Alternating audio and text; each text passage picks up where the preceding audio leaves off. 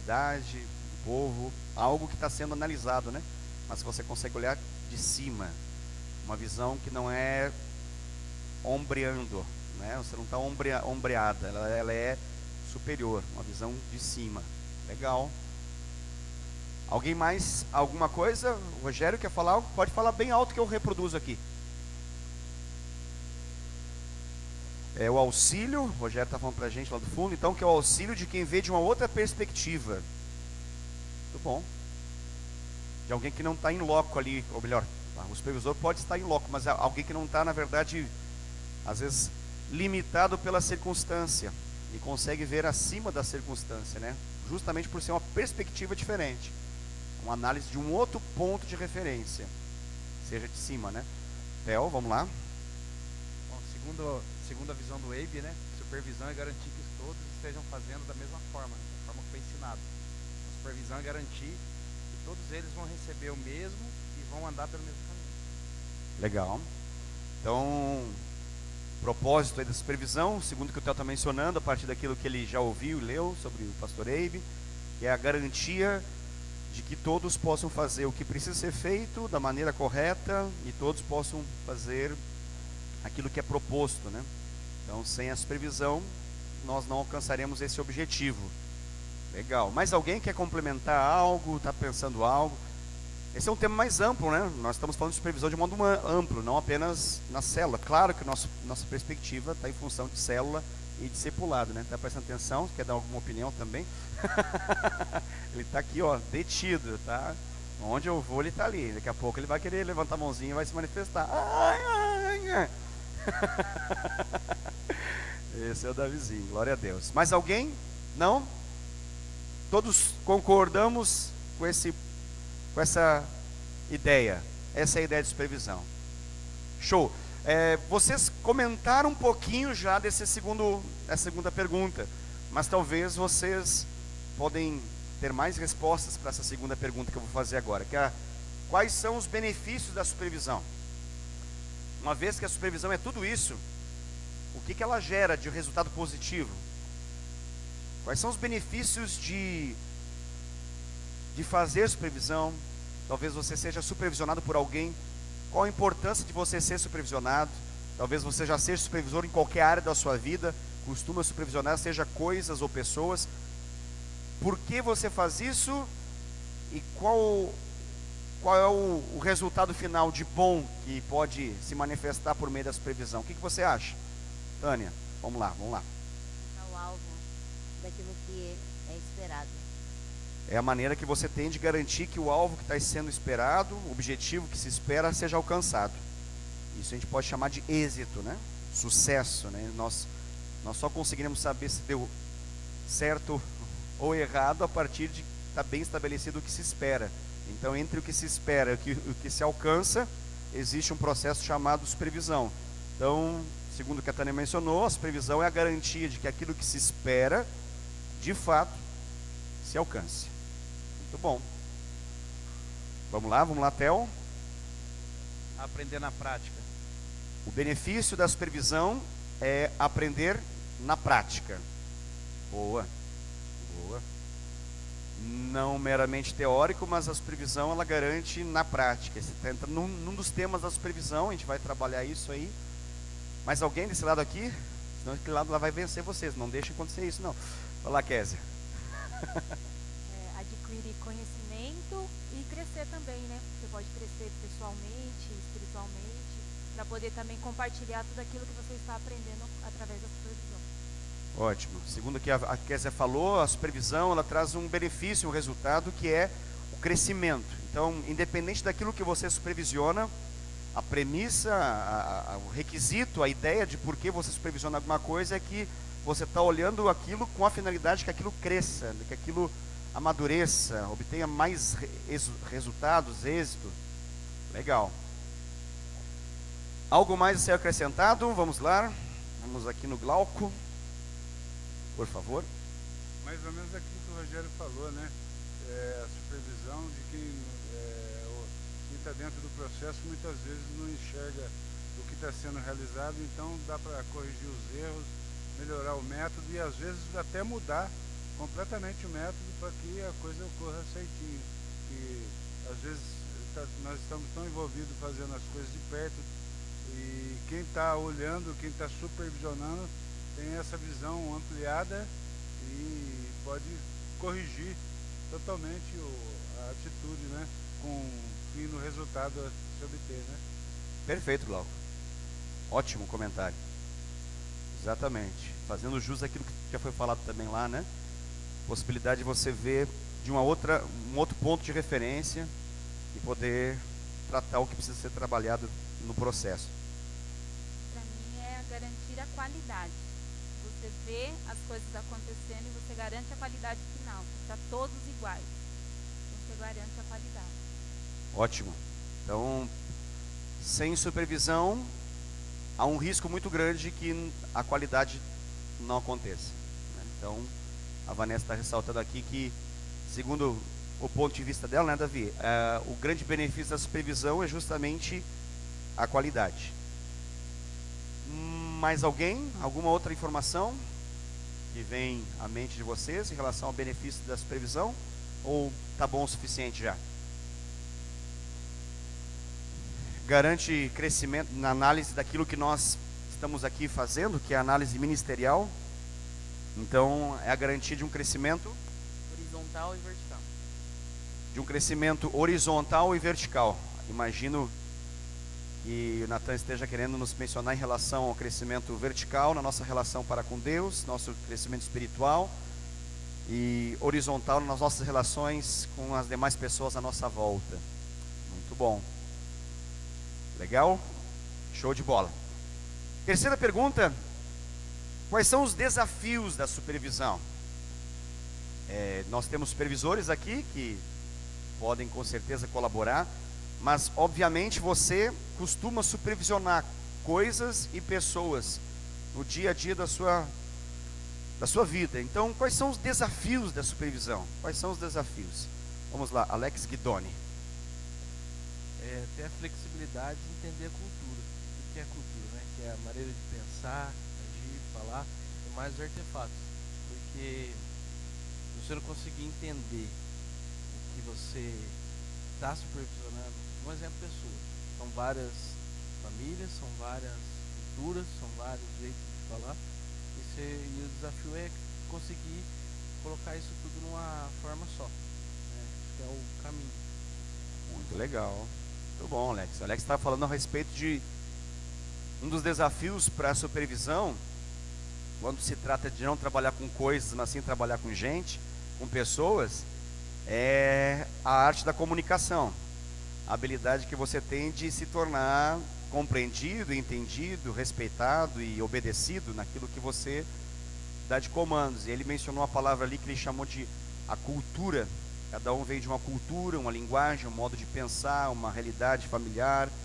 E eis o grande desafio. Vou começar aqui pela Tânia, depois eu vou para o Wagner, depois eu vou para o Gé. Vamos lá, Tânia. Se tiver aqui, você ter uma resposta favorável daquilo que você está passando, daquilo que você está mencionando para as pessoas que você está, no caso nosso.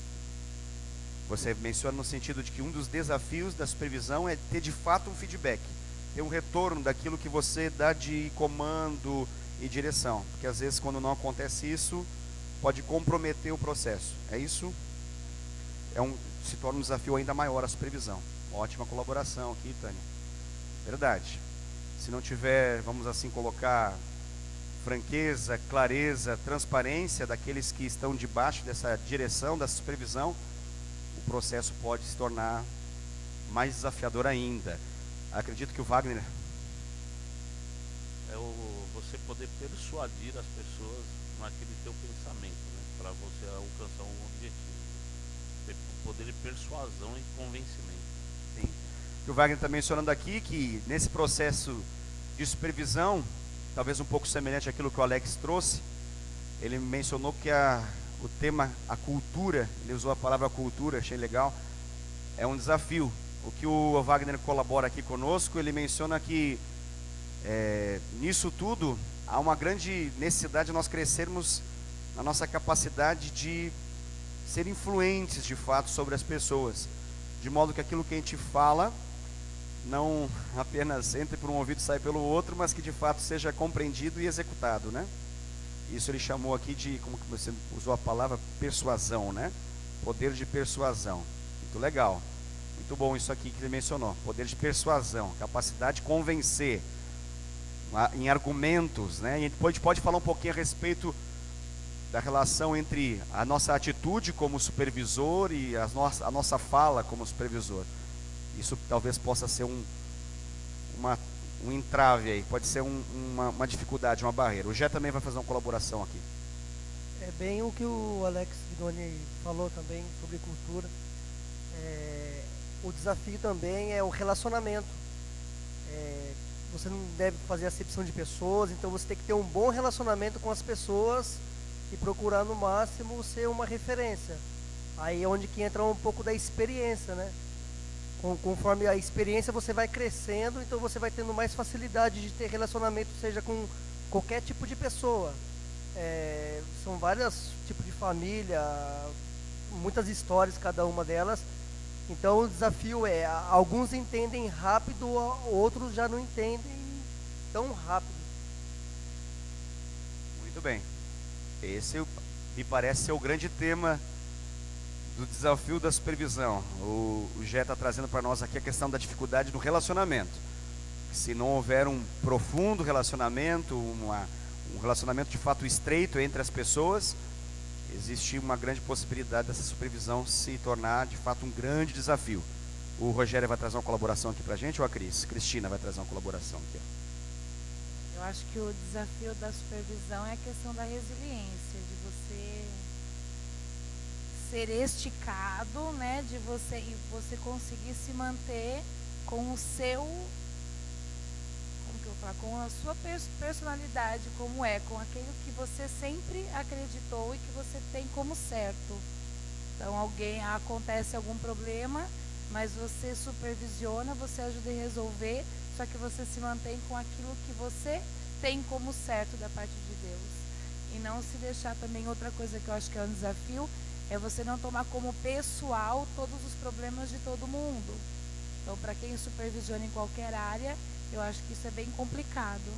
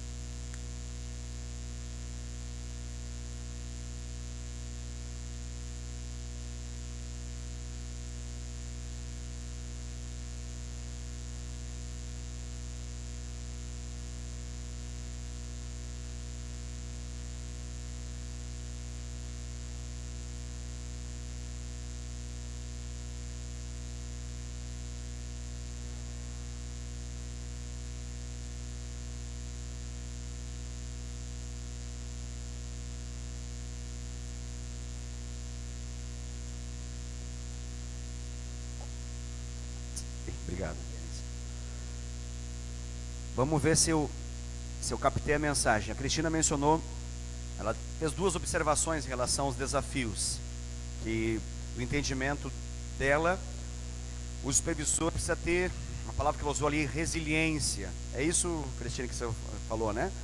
Então vamos tentar mencionar um pouco essa resiliência, a capacidade de se manter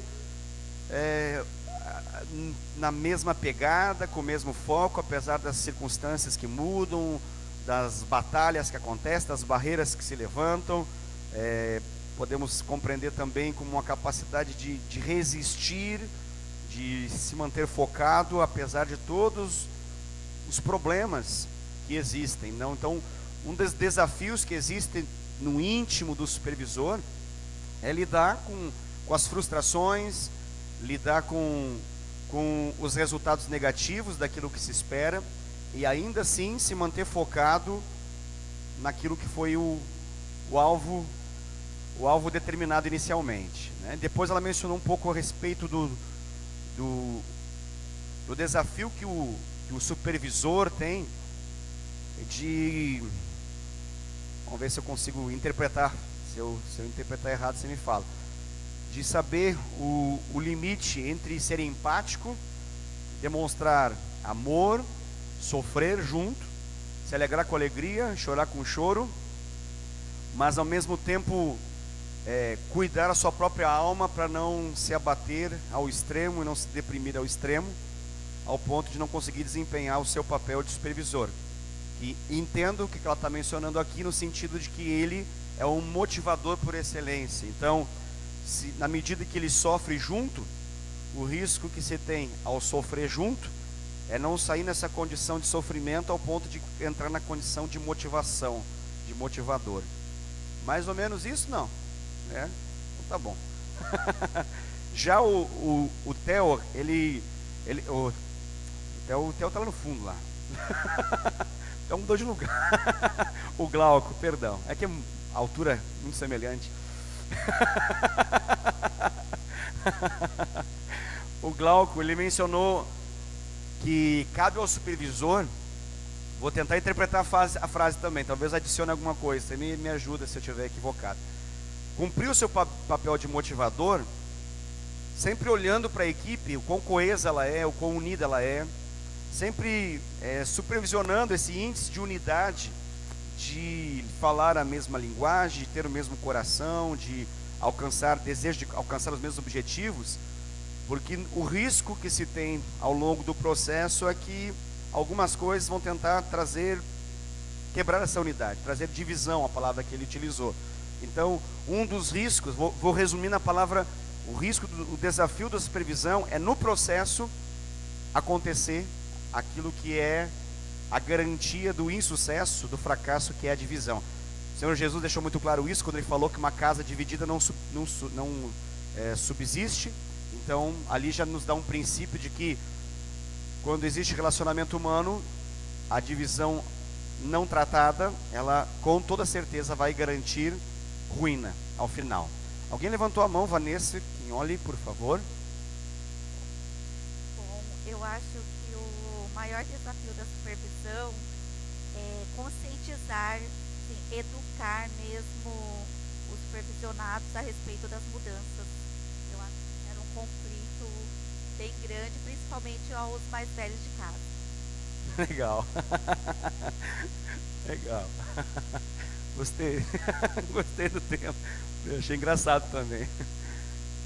Eu não sei se é só os mais velhos de casa. O ser humano, de um modo geral, ele tem uma certa resistência às mudanças. Então, o que a Vanessa está mencionando, que é muito interessante, o supervisor é alguém que está fazendo o quê? Pelo que a gente está compreendendo aqui. O supervisor é alguém que está todo o tempo analisando, focado no sucesso, focado no resultado positivo ao final. Então, cabe a ele, todo o tempo, estar propondo mudanças com qual objetivo? Para garantir o sucesso. Então, toda hora ele está ali de forma a motivar, mas estabelecendo situações que precisam ser mudadas, adaptações que precisam ser feitas. E isso toda hora está se chocando com o ego das pessoas. Toda hora está se chocando essas direções, muitas vezes com os sonhos e as ambições pessoais. Então, saber lidar com isso é um desafio. Saber lidar com o ego humano e fazer as pessoas sonharem juntas e fazer as pessoas entenderem que o sonho que elas têm, ao final vai se manifestar e vai ser bênção não só para ela, mas para todos. Convencê-la de que é melhor todos chegarem juntos e celebrarem no final juntos, do que simplesmente aquela pessoa pular sozinha, enquanto todos na verdade estão frustrados e tristes, é um grande desafio. Eu concordo plenamente com a Vanessa. Daiane dos Anjos, por favor. Pegando o gancho que a Vanessa falou, eu entendo que é assim, muitas vezes o liderado, ele pensa assim, eu estou fazendo tudo, né, com excelência, vamos dizer assim.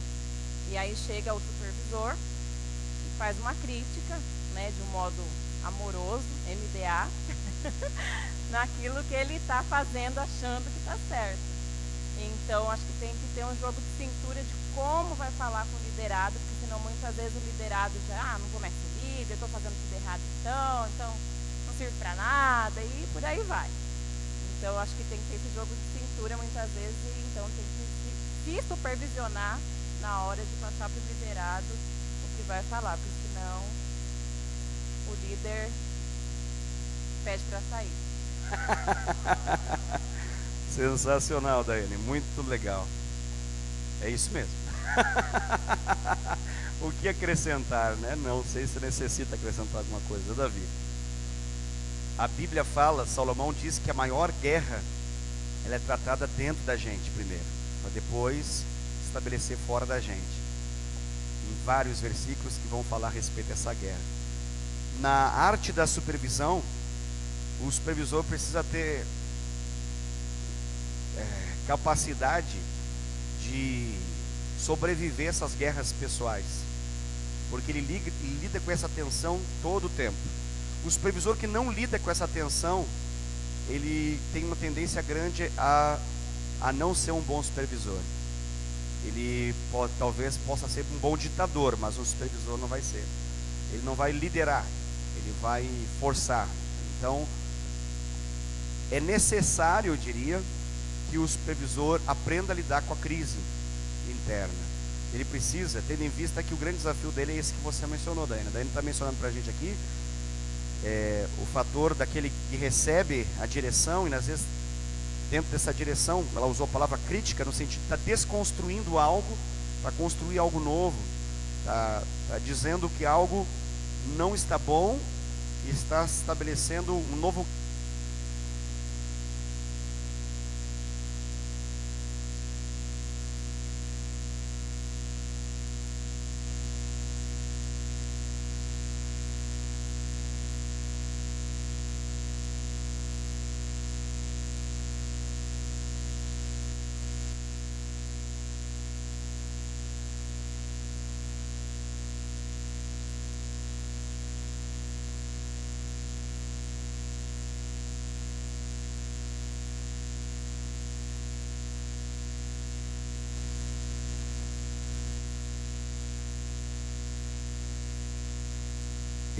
Obrigado, LP. Deixa eu recordar o que a gente estava falando mesmo. Comentário da Daiane, né?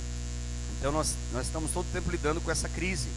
E qual é a crise necessária? A crise, aí junta tudo o que foi falado. A crise que o Alex salientou da cultura, que o Wagner salientou da maneira de ser persuasivo, daquilo que a Cristina salientou da nossa capacidade de ser resiliente e lidar com todos os embates, desafios, situações que acontecem, mantendo o foco. Mas tem um grande fator aqui, que é como, esse é o grande desafio, né? Como falar, como criticar, como fazer isso acontecer, como dizer não, como dizer não é por aqui, não é aqui, não é isso. Como falar isso? Porque, como ela salientou, né? Eu achei interessante o que ela disse. Claro que isso não tem em nosso meio, mas pode ser que em alguma outra igreja aconteça.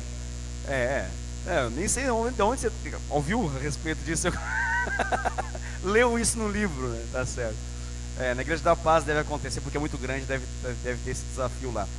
Que é quando a pessoa ela está motivada, ela está bem, e no conceito dela ela está fazendo tudo maravilhosamente bem, até que chega o supervisor e ele pontua, mesmo que de forma amorosa, né, conforme você disse, mas ele pontua algo que é uma crítica, aquilo que a gente chama crítica construtiva, ou seja, ele está destruindo algo para construir algo que de fato é o que precisa.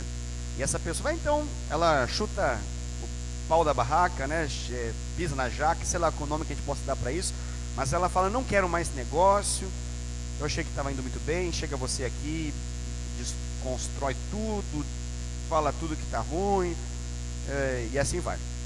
Então, como lidar com isso? Eu acho que é um tema forte que ela trouxe, que a gente precisa analisar de uma forma um pouco mais profunda, isso tudo que está dentro dessa realidade de comunicação, persuasão, e ao mesmo tempo Eu acho interessante o que a Cristina falou, porque tem uma outra pegada.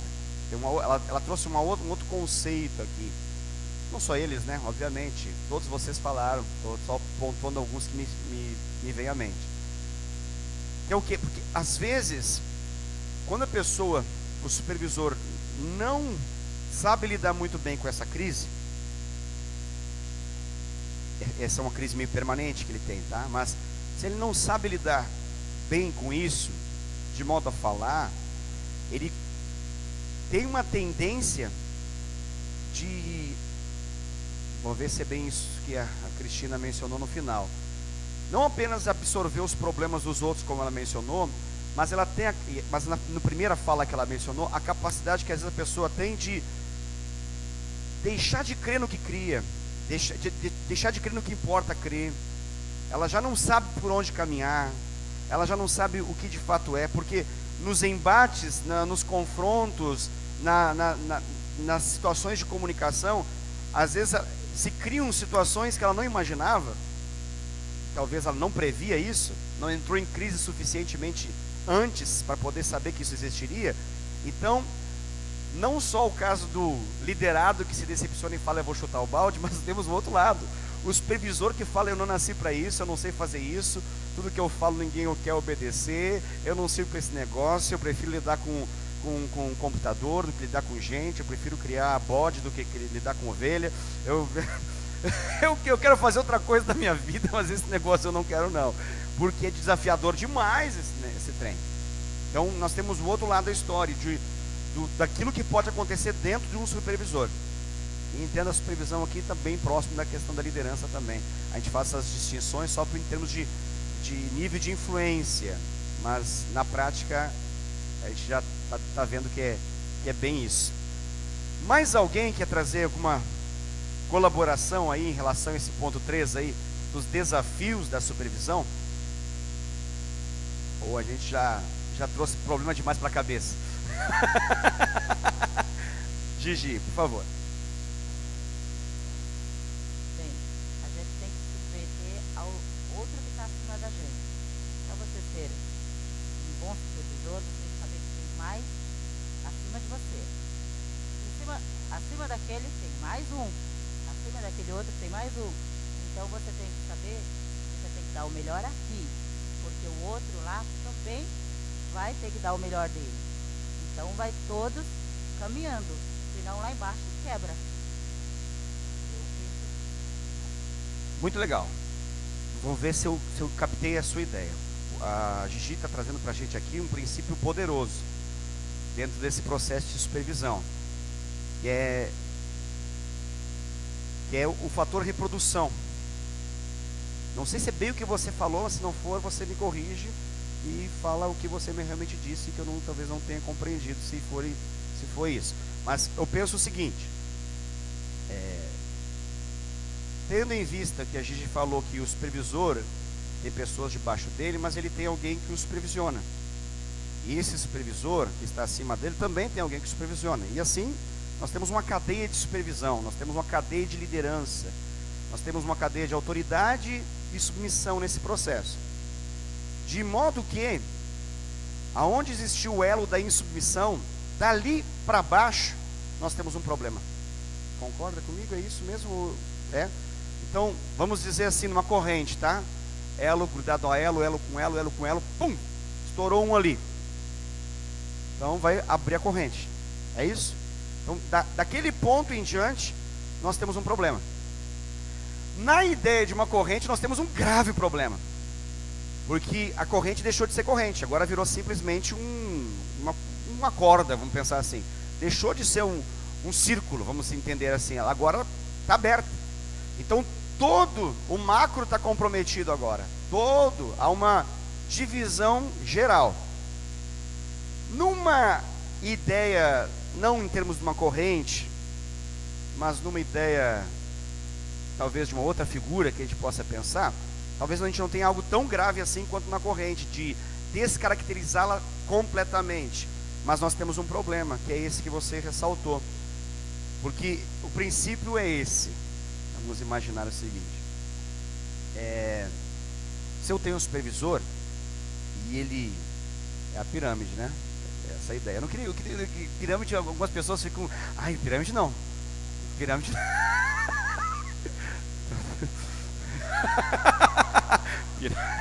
Tá amarrado. Então eu queria evitar o nome, estava buscando, mas não veio. Então é pirâmide. Alguns falam, isso é ilegal, não pode pirâmide, não dá. Então, mas vamos usar a palavra pirâmide. Então, na ideia da pirâmide então temos um topo e aí vem, né? Toda a estruturação hierárquica, vamos assim dizer.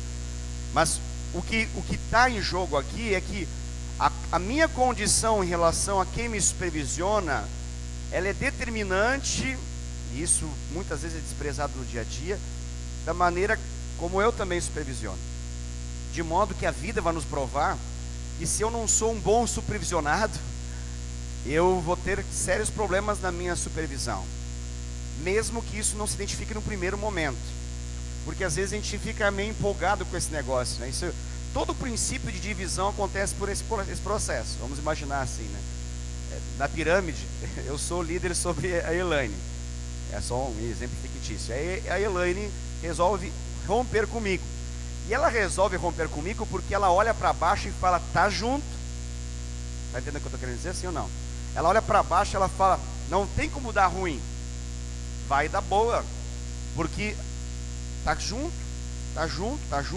Então, ela consegue olhar para ela e falar assim, eu consigo sobreviver apesar desse rompimento.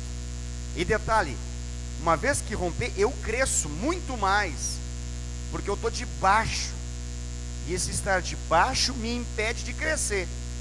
Ela não entendeu esse processo, como é que é? Esse, que ela acabou de mencionar ali.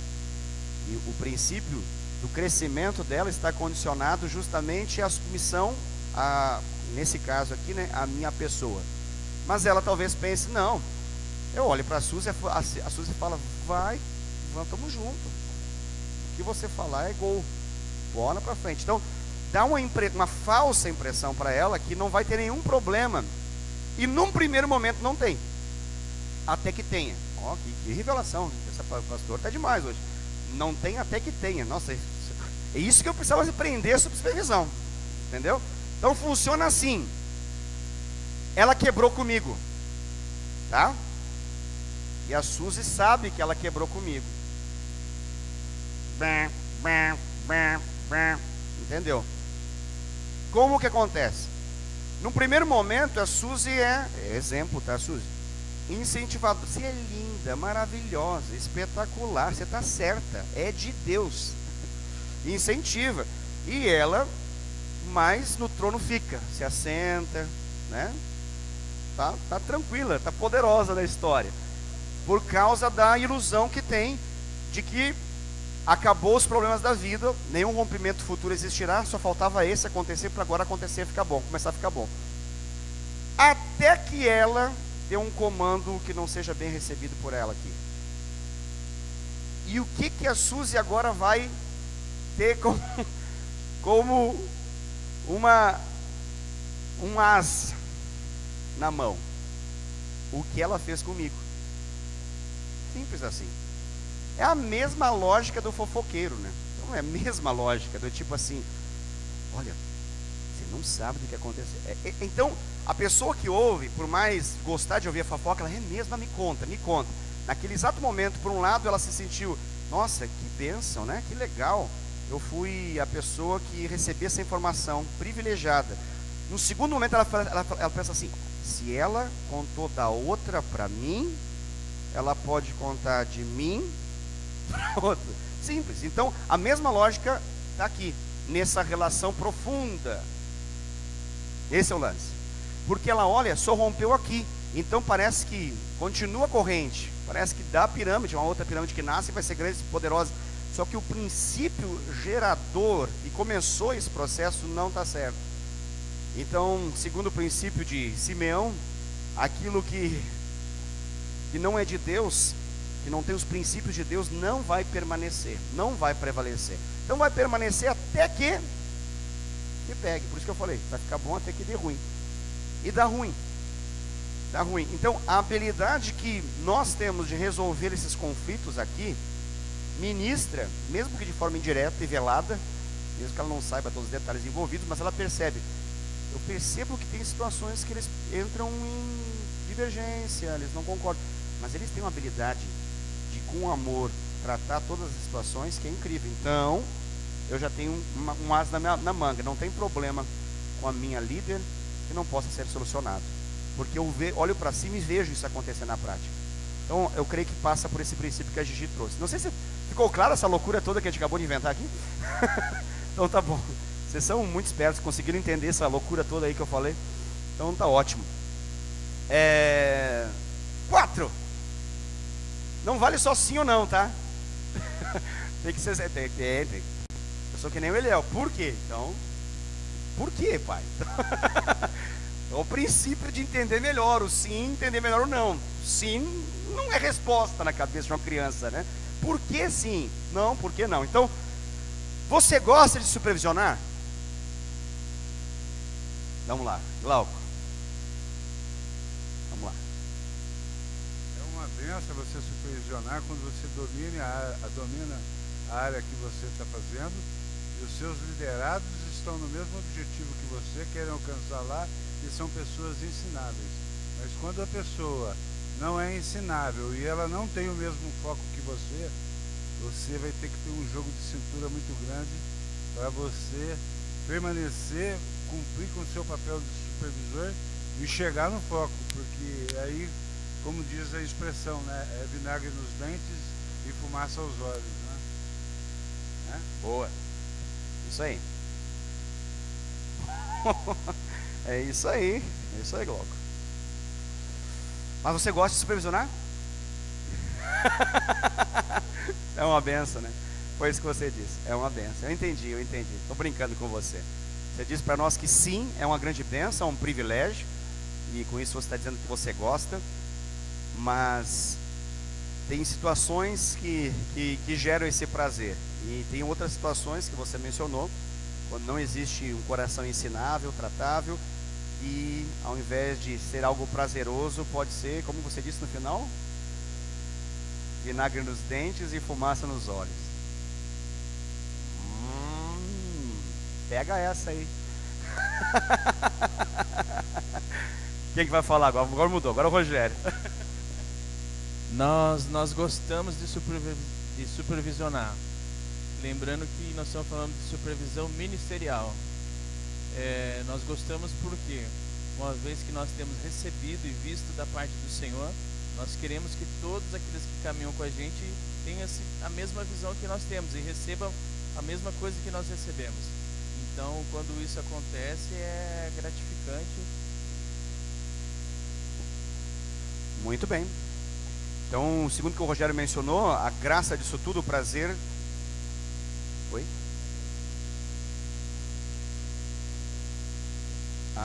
Tá bom. Beleza, a gente grava a quinta pergunta enquanto isso. O Rogério mencionou que há prazer sim, é algo prazeroso, supervisionar na medida que você consegue passar para os outros aquilo que você está vivendo. Mais ou menos isso, né, Rogério? Você tem esse grande privilégio nas suas mãos, você foi dado essa função que permite com que outras pessoas possam viver aquilo que você está vivendo. Muito legal. Mais alguém? Acho que a Vanessa levantou a mão. Eu acho que sim. Eu acho que é um privilégio realmente a pessoa ser convidada para ser supervisor, porque se ela foi convidada, eu acho que vira um potencial nela. E eu acho que é a grande maneira de crescer, apesar dos contra. Eu acho que é um crescimento incrível.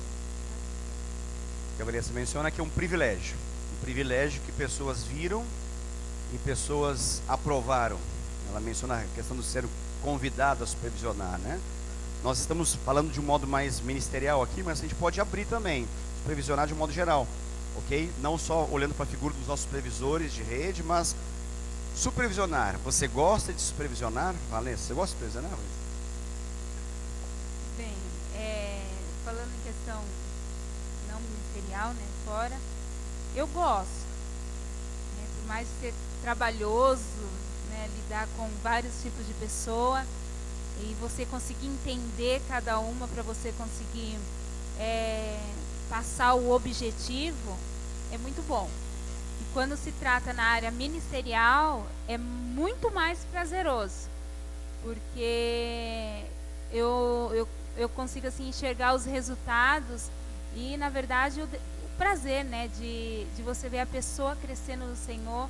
Por mais distante, eu falo assim na questão do setor, por mais distante que a pessoa seja de você, de repente ela está dentro de uma célula, é um novo membro, você não tem um contato direto com ela, você consegue ver ela crescendo e consegue reconhecer isso nela. Então, sendo supervisor ministerial, eu amo por essa questão, e fora também eu acho prazeroso, porque por mais as dificuldades, você sabe que as pessoas vão obter um crescimento com o caminhar seu, né? Você ensinando, eles vão obter um crescimento lá na frente. Ótimo, então é um caminho de propiciar às pessoas um crescimento, né? Então é uma grande bênção nesse sentido. Mas alguém quer mencionar algo em relação ao prazer de supervisionar? Você gosta de supervisionar? Vamos para o quinto então. Você gosta de ser supervisionado? Alex. Gostar depende muito de quem está em sua retaguarda. Existe duas situações. Existe um método de liderança e de chefia. O líder é aquele que te acompanha, está todo dia junto com você, te aceita suas opiniões, tá, o que der e vier. E o chefia, ele impõe. Não, é a minha lei, é isso que eu quero, é isso que vai ser feito. E dentro da liderança, com você sendo um líder, né, que está ali todo dia acompanhando, te gratifica no quê? A você acreditar, a praticar, a melhorar e o melhor, compartilhar, né? Que é o demonstrar aquilo que você está aprendendo, que você está tendo de conhecimento com liberdade. E nada de contribuindo com libertinagem, né? Que é atrapalhando o que foi imposto, mas sim com um companheiro. Então aí esse sim eu gostar. Com uma liderança assim eu consigo gostar. Agora no método chefia de impor aí é difícil. Alex falou que gosta quando o supervisor é líder, não quando o supervisor é chefe. Ele fez uma distinção entre chefia e liderança, muito bem colocado. Você queria falar algo, Leandro? Não? Jô? Jô?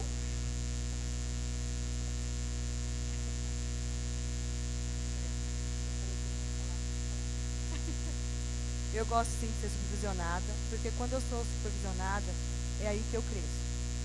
Porque quando eu estou sendo supervisionada, as pessoas estão vendo em mim o que está errado. E quando elas apontam em mim aquilo que está errado, elas me fazem crescer. Então, por isso a supervisão é importante para a gente, né? Eu falo até no contexto de vida pessoal, como no contexto de vida ministerial mesmo, principalmente para a gente que é líder de célula e tal. Os nossos supervisores apontam detectam isso, né? Quando a gente não está indo por um caminho tão correto como a gente deveria estar, e a gente acha que está, eles vêm até a gente e falam, olha, acho melhor você não ir por aqui ou ir por ali. E aí a gente, mesmo que às vezes a gente fique meio, mas será que está certo, está errado? A gente acaba crescendo com isso. Então esse ponto é muito importante, a gente deve gostar muito de ser supervisionado, porque nos ajuda a crescer. Muito boa colaboração, Jô. Obrigado por ter falado, viu? Aleluia, glória a Deus. Muito legal. Fechou bem, hein? Fechou bem esse ponto aí.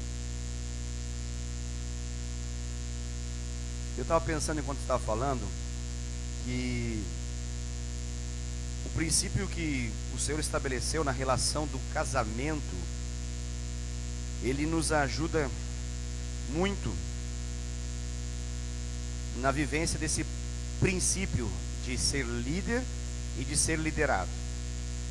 Pastor, qual que é a relação? Tenha paciência comigo. Vamos lá.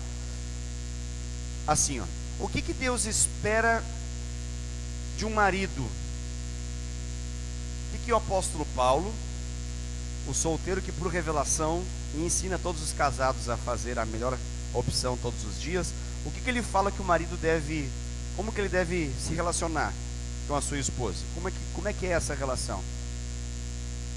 Ele deve amar a esposa como Cristo amou a igreja. Então o princípio de operação de um marido é amar. Boa. O que Deus nos fala por meio da sua palavra em relação à mulher, à esposa? O que fala em relação à esposa? Ser submissa ao seu esposo, porque ele é autoridade sobre ela. Isso que a Bíblia fala, né? Legal, então veja só. O que se espera do esposo? O que se espera da esposa? Legal.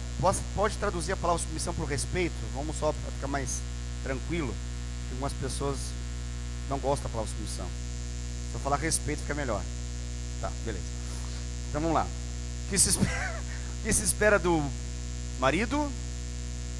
E o que se espera da esposa? Respeito. Legal. Então, se você tem um marido que recebe da esposa aquilo que ela deve dar para ele, ou seja, ele se sente respeitado, qual que é o status qual que é o status desse marido? Ele vai estar em alta, está no topo. Ele sai de casa se sentindo um herói, ele se sente um cara, tá andando sobre as nuvens, certo? Porque o que um marido espera? Na essência, o que ele espera? A Bíblia deixa claro, o que ele espera? Respeito. Pronto.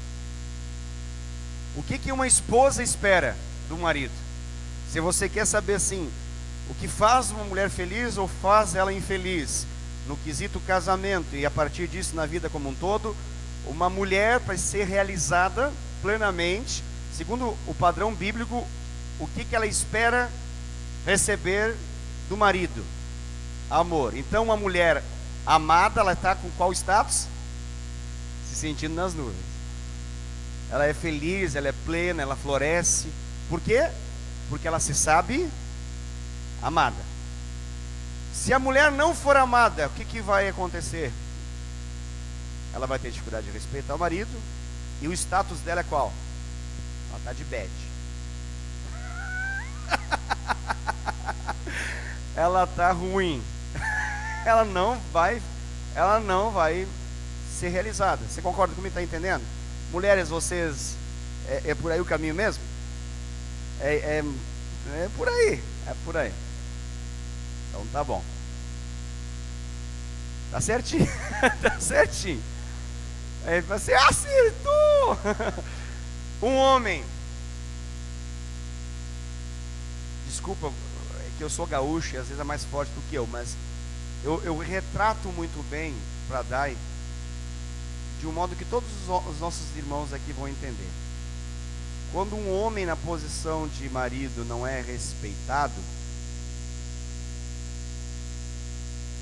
é igual de alguém com a sua mão aberta assim, aí você colocar seu saco escrotal dentro dessa mão, e a pessoa fizesse assim, ó. Essa é a sensação que dá no homem quando ele não é respeitado. Os irmãos concordam comigo? Gênero, número e grau. É gênero. Você quer deixar um homem louco? Aperta. Você quer deixar um homem louco numa casa? Faça qualquer indício de modo que ele não está sendo respeitado, honrado. Entenda aqui submissão como honra, como respeito. Ok? Tá. Você entendeu muito bem de casamento, agora sai do casamento e vamos para dentro da relação líder, liderado, supervisor, supervisionado. Supervisor e supervisionado, tá? Só para ficar claro. O que cabe ao supervisor em relação ao seu supervisionado? Amar. Amar. Ele foi chamado para amar. O princípio que opera na comunicação, o princípio que opera na relação, o princípio que opera na proximidade, do quanto eu converso, como eu lido, como eu resolvo, como lido tensões, conflitos e tudo mais, é o princípio do amor.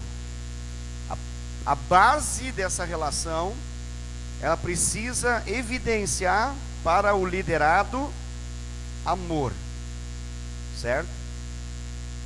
E o liderado deve evidenciar o que para o seu líder?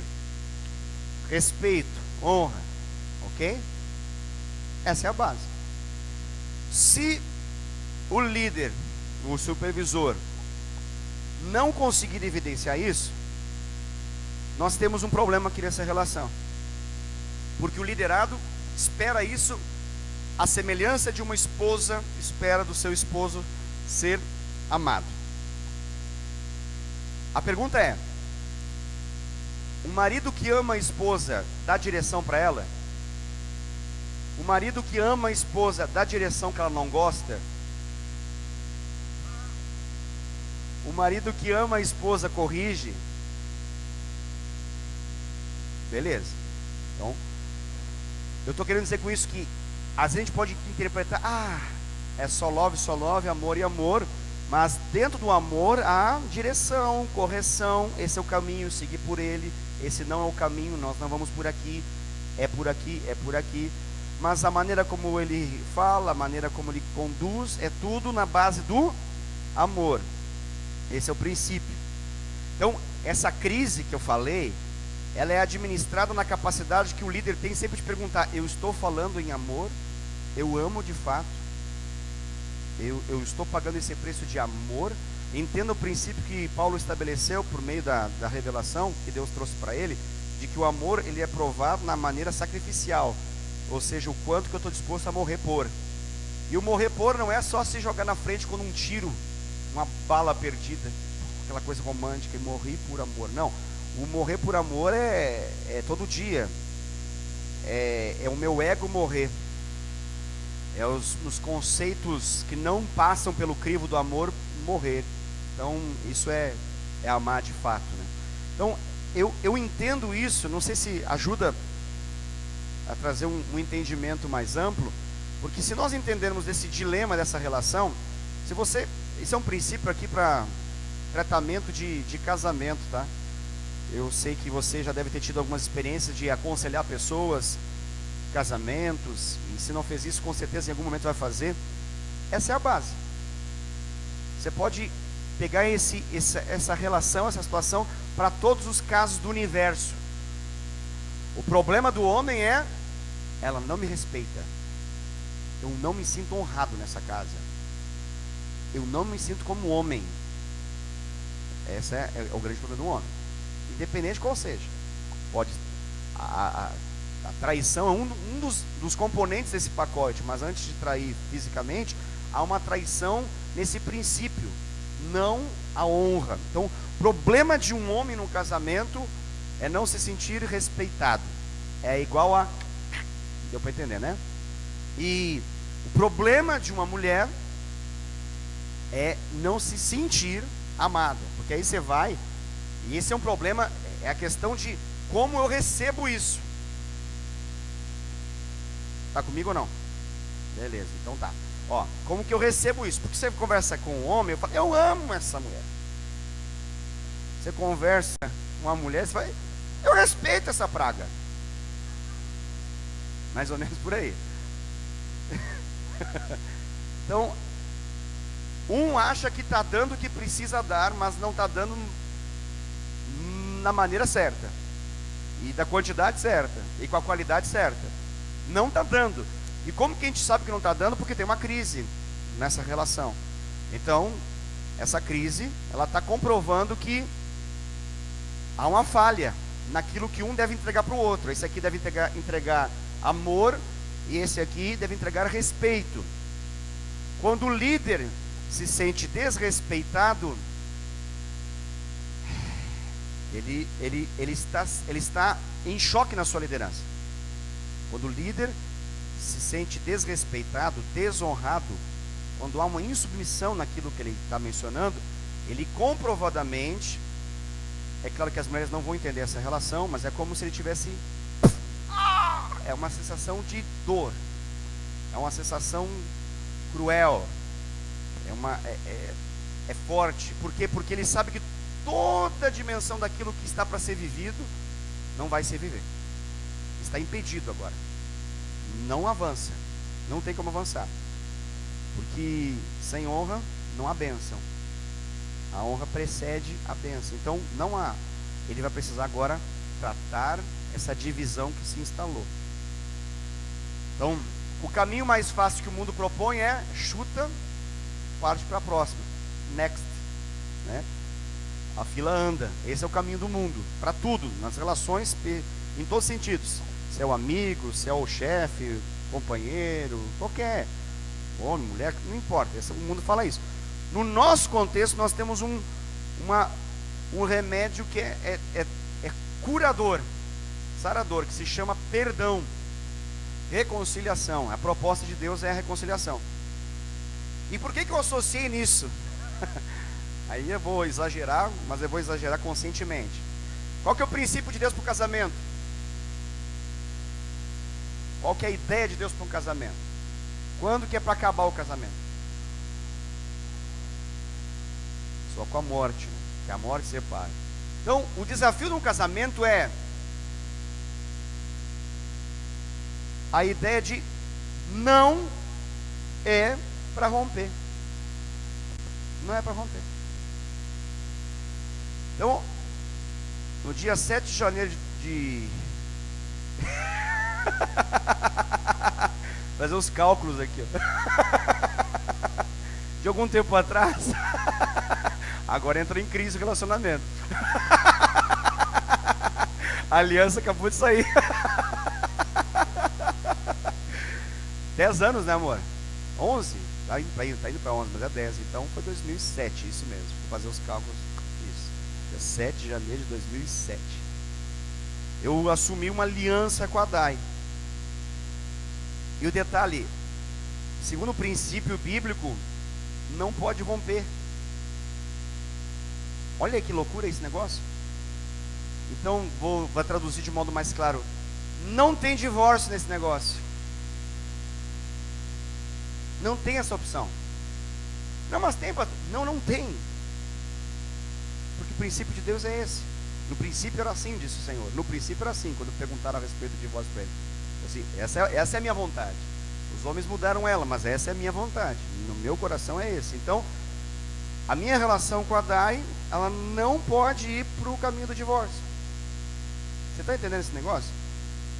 Se eu lido com isso, se eu lido com essa realidade, de saber que não tem divórcio, eu tenho um desafio agora. Que é o desafio do quê? Eu tenho duas possibilidades. Ou eu arrasto essa relação mal e porcamente, medíocre, uma ruína, uma desgraça, até que a morte nos separe, ou eu cuido dessa relação, eu supervisiono essa relação, eu trato essa relação. Está entendendo para entender o que eu quero dizer? Deu para entender? Porque como eu não tenho essa porta aberta para mim, e eu não tenho nem como me aproximar dela para poder botar a mão na maçaneta e empurrar ela, então a chave do processo está aqui, ó. Eu não vou para a porta, eu tenho que ir para ela. E esse é o grande desafio. Está dando para entender, sim ou não? Está muito complexo ou está dando para entender, né?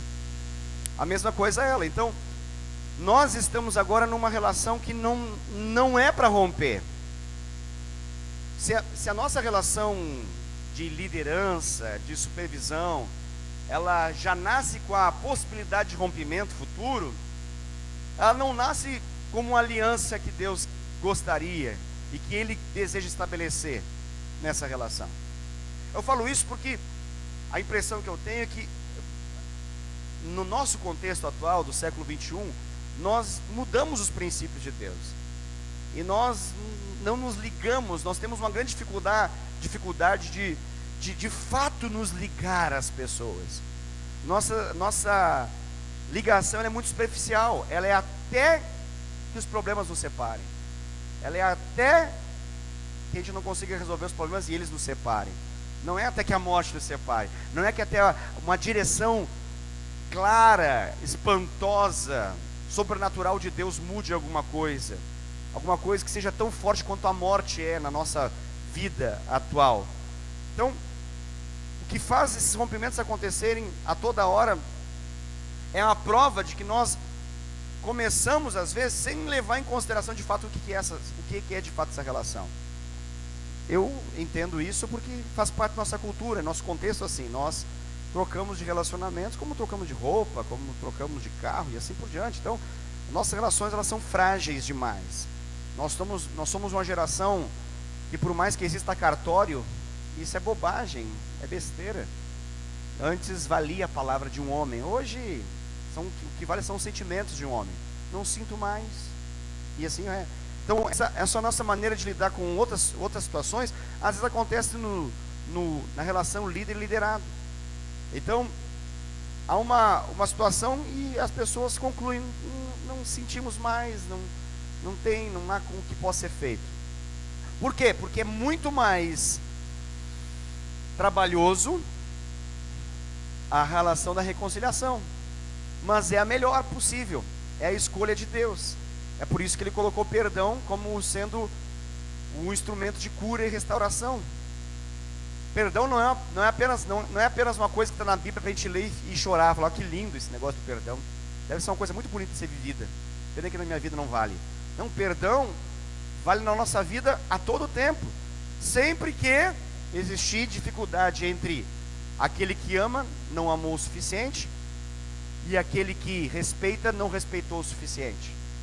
Sempre que existir alguma dificuldade entre aquele que deveria expressar o amor não expressou do modo conveniente, nós temos um problema a ser resolvido, que precisa ser alinhado, e perdão precisa acontecer. Você concorda comigo, sim ou não?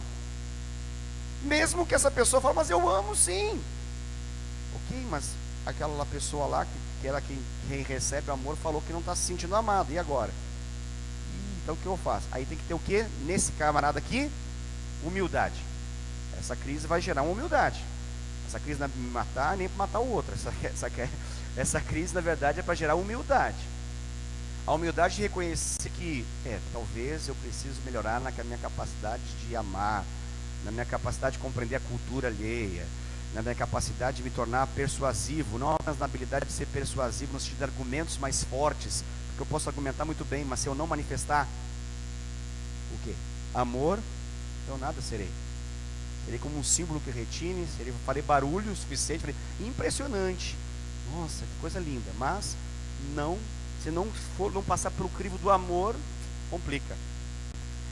Tem fatores mais problematizantes ainda. Porque essa análise até é fácil de ser feita. O problema é que nós temos um ser em transformação aqui e nós temos um ser em transformação aqui. Nós temos um ser pecador que foi alcançado pela graça de Deus, nós temos um ser pecador que foi alcançado pela graça de Deus, mas o pecado não foi extinto ainda dessa vida e nem dessa vida.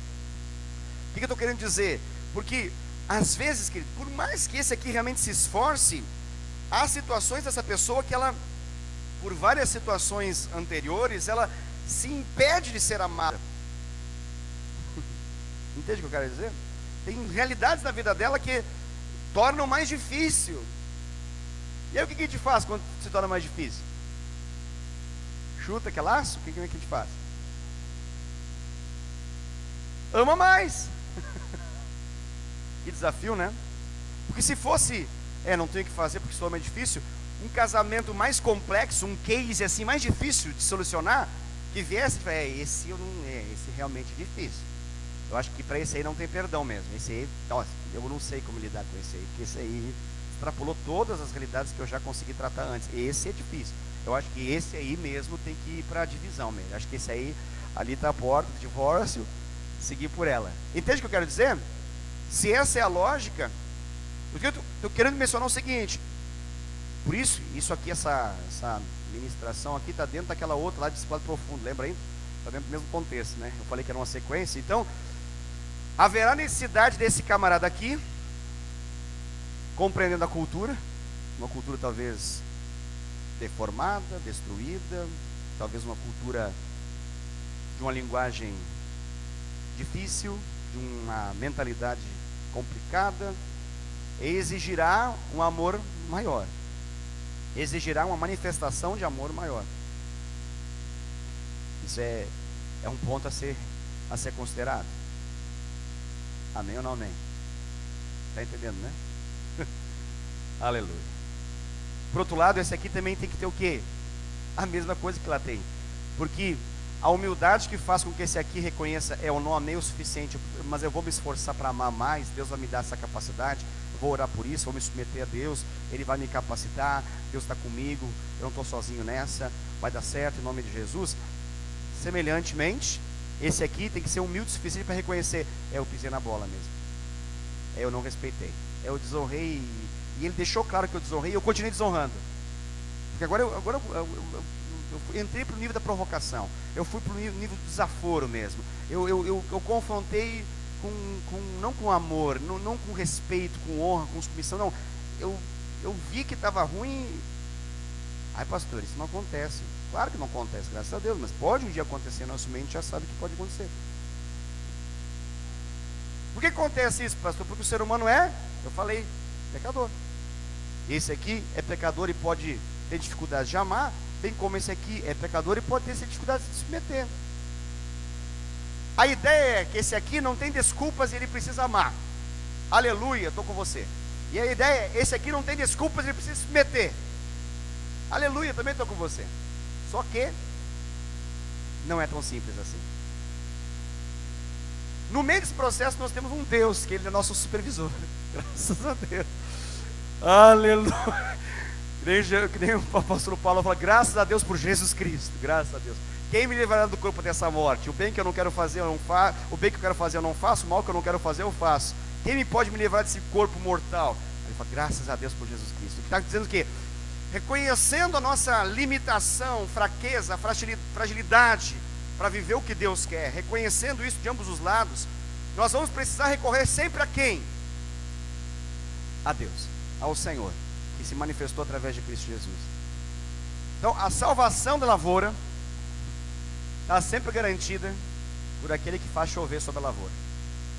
A salvação das nossas relações, ela é garantida na capacidade que nós temos de ser espirituais o suficiente. Se eu escolho ser carnal, desde Moisés é assim. Jesus falou assim, por que deram carta de divórcio? Ele falou assim, é por causa da dureza de coração. Coração que não é, do que você falou antes, Glauco, o coração não é ensinável, tratável. Se eu não quero, eu não vou lá. Que é isso? Do alto da minha autoridade, eu vou me rebaixar a tanto? Ela que venha. Eu estou aqui do alto da minha autoridade. Pois é. Só que aquele que estava no alto da sua autoridade, ele desceu. Filipenses 2.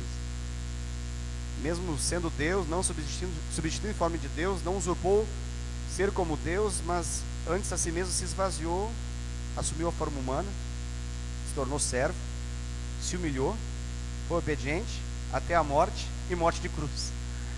Quer mais rebaixamento que esse? Eita glória! Então qual que é o princípio de resolver? Filipenses 2.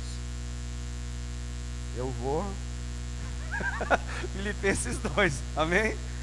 Qual que é o princípio de resolver aqui, pastora? É também o mesmo. Porque, por mais que em termos de autoridade lá está com autoridade, aqui está com o lado da submissão, mas nesse momento esse aqui se achou autoridade sobre si, falou, eu não deixo mais mandar em mim, fazer do meu jeito, eu penso melhor, eu sei melhor, é esse o caminho, estão errado, não quero. Então nesse momento ele vai ter que rebaixar também, essa pessoa vai ter, porque ela se autoproclamou autoridade, ela se auto-intitulou, não foi celebrada a sua autoridade, ela se auto-intitulou, às vezes com ajuda externa, né? Que nem eu falei do caso da Elaine Suzy, naquele exemplo que eu dei. Às vezes tem componentes que ajudam, eu fico lá, é verdade, vai, faça isso, vamos fazer esse caminho aí. Mas, nesse momento, ela se auto-intitulou ali, não, eu sou tão líder quanto, eu posso dar conta tanto quanto ele, essa ideia de que eu sou ali, você está aqui, né? Então, esse é um ponto forte a ser tratado. Amém, queridos? Olha que maravilha, né? Nós estamos aí 1h30 tratando de um slide só. Que bênção. Deus é bom com a gente. Resumindo, tem como resumir alguma coisa de tudo isso que a gente falou?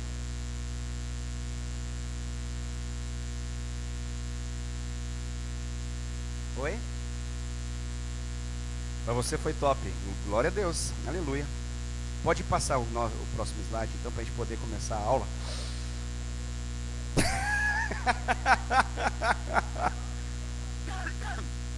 Essa foi a introdução. Lembra que eu falei que isso é só para a gente ter um ponto de partida, irmãos? Acabou, né? Que bom que o ponto de partida já foi tudo isso, porque agora a aula fica bem mais fácil de acontecer. Vamos lá. A gente está falando a respeito disso tudo porque o nosso foco aqui é falar de excelência ministerial. Então esse princípio de autoridade e submissão foi muito tratado aqui. Falamos do casamento, poder fazer relação com o princípio, a visão que Deus tem de que não rompa, mas que seja solucionado, ou a ferramenta que Deus traz, que é o perdão, para restaurar o que foi corrompido. Ok, mas quando a gente fala em excelência, esse tema de excelência é um tema lindo de ser falado, mas extremamente desafiador para a nossa vida. A palavra excelência, ela nos confronta, porque ela não deixa outra opção, porque a excelência, ela presume 100% de algo, dentro das possibilidades de avaliação, ela é o máximo. Então, ela é perturbadora ao mesmo tempo que ela é motivadora. Sempre que a palavra excelência ela é colocada do lado de qualquer outra coisa, a gente tende a olhar, o olho brilha, o nosso coração palpita mais forte, porque a gente sabe que esse é o alvo a ser alcançado. Isso é o que é para viver, mas ao mesmo tempo é perturbador. Então eu queria dizer isso para você como uma palavra de consolo e conforto ao seu coração, de que nós temos um diferencial muito maravilhoso nessa história, na comparação com qualquer outro nível de excelência que o mundo aí fora possa falar. E olha que o mundo fala muito isso, está muito em voga isso, está muito comum essa expressão excelência para tudo. Mas quando nós falamos de excelência no nível ministerial, nós precisamos levar em consideração que nós temos um ajudador, que eles não têm. Lá fora, as pessoas, para quererem ser excelentes, elas precisam fazer esse caminho por conta própria. Elas precisam trilhar algo na base do seu próprio esforço, mesmo que se utilizam de ferramentas de outros, mas é na base do seu próprio esforço. Nós temos um fator de sobrenatural aí nisso tudo, que é o fator de que a excelência, ela vem diante de uma revelação que Deus nos dá. Nós precisamos da revelação para sermos excelentes.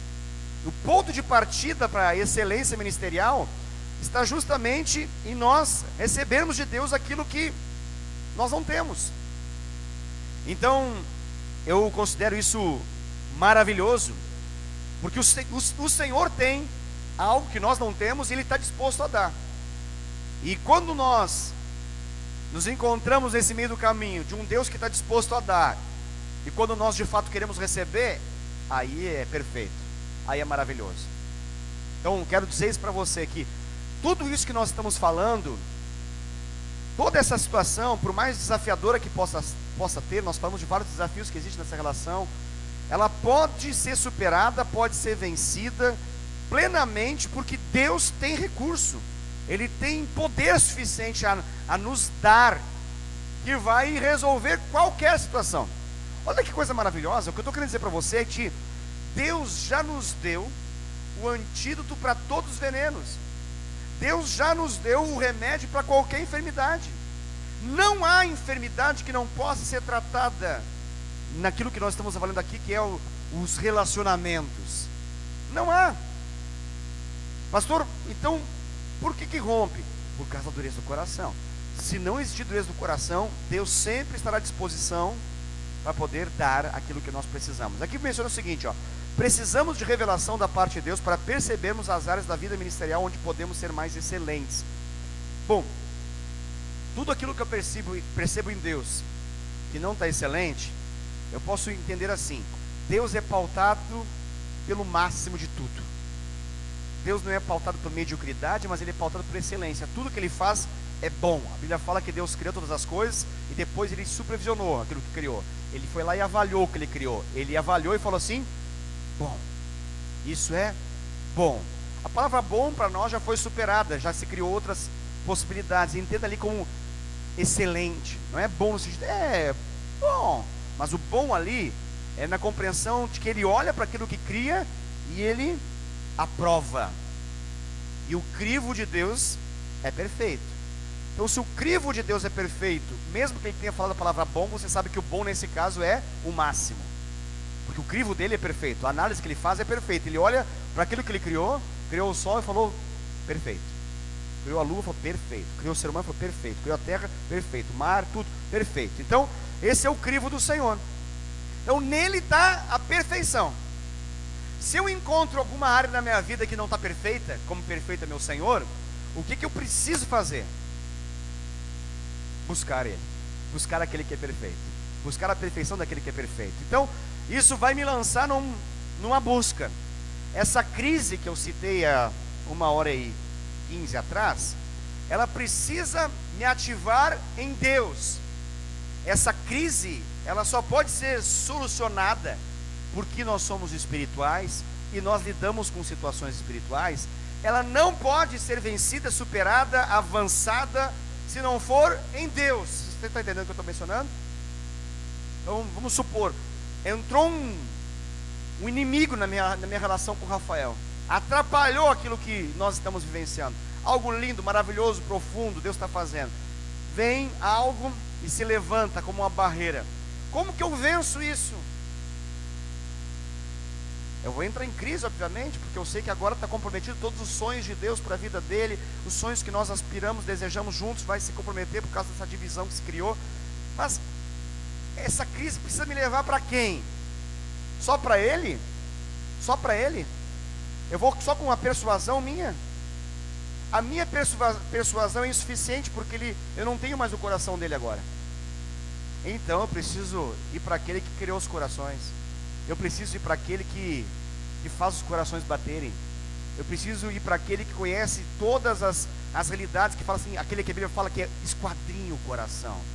Esquadrinhar é como descobrir cada pixel do nosso coração, cada ponto. Ele conhece, cada detalhe ele conhece. Então, ele vai me auxiliar. E aí que está a chave. Porque o que ele disser vai acontecer. Se ele falar, vá lá e pede perdão para o Rafael, eu vou obedecer e Deus vai fazer o milagre acontecer. Nesse processo, talvez ele fale, Rafael, vá lá e peça perdão para o Wesley. E ele vai fazer isso e o milagre vai acontecer. Vai lá e pague uma conta dele. Dá uma expressão que você precisa fazer, é isso que ele está esperando. Você não sabia, mas eu estou te avisando, pague aquela conta. Eu vou lá e pago aquela conta dele, o milagre acontece. Por quê? Porque quando eu obedeço aquilo que o Criador dos corações fala, ele entra com um nível de perfeição, um negócio que está dead. Deu para entender? Então, qual o caminho que Deus criou para que eu possa discernir essas realidades espirituais? Oração e jejum. Eu diria oração e jejum, porque essa casta só sai com oração e jejum. Esse demônio só sai com oração e jejum. Não é só oração, é um nível de consagração que vai sinalizar para céus e terra que eu consigo ficar sem comer por amor a Ele. Eu consigo ficar sem comer, porque é mais importante aquilo que Deus quer fazer na nossa relação e a partir da nossa relação. Então, quando eu sinalizo isso para céus e terra, Deus ele vai honrar isso. Ele vai restabelecer a figura, nesse caso aqui, de autoridade e de submissão. Ele vai restabelecer a posição de líder e liderado. Ele vai restabelecer o fluxo do amor que eu libero entrar no coração dele, porque foi travado no meio do caminho, e o fluxo do respeito que ele pode me dar, chegar até mim, e eu me sentir como um homem que não estou com apertado. Pode passar o próximo, por favor. Tem um detalhe aqui importante, ó. E é que vocês são uma benção, irmão. Eu amo vocês. Vocês são demais. Vocês são fera. Eu reconheço mesmo, vocês estão crescendo cada vez mais e isso torna tão fácil, ou melhor, tão mais fácil todas as coisas que nós temos vivido em nosso meio aqui. Glória a Deus por isso. Mas de uma forma, isso a gente não chegou a falar de forma assim tão clara. Eu quero dizer mais uma vez, vocês estão de parabéns, porque ou alguém que teve essa reação, essa impressão não quis falar, mas não aconteceu em nosso meio. E a gente fez uma pergunta assim, você gosta de ser supervisionado? E as respostas foram, eu gosto. É uma benção. Me ajuda a aprender quando eu erro, capacidade de me esticar, capacidade de fazer crescer. Aleluia, glória a Deus. Eu acredito que vocês foram muito sinceros naquilo que vocês falaram. Mas de forma natural, é porque vocês são espirituais, por isso vocês falaram isso. De forma natural, se vocês olhassem para a parte natural de vocês e não espiritual de vocês, vocês falariam: pastor, é igual. É igual. Porque é um porre esse negócio de ser supervisionado. O ser humano natural, ele odeia esse negócio de ser supervisionado. Por quê? Porque a ideia de supervisionar entra crítica, correção, direção. E o que a Bíblia fala em relação àquele que está sendo corrigido? A Bíblia fala que aquele que é corrigido gosta muito de ser corrigido e facilmente se submete. É assim que fala. Não, o que a Bíblia fala em relação quando a gente é corrigido? Como é que a gente... A primeira pancada, como é que a gente recebe? A gente não gosta. Não gosta. Então, há uma tendência natural do ser humano de relaxar quando não há ninguém que o supervisione.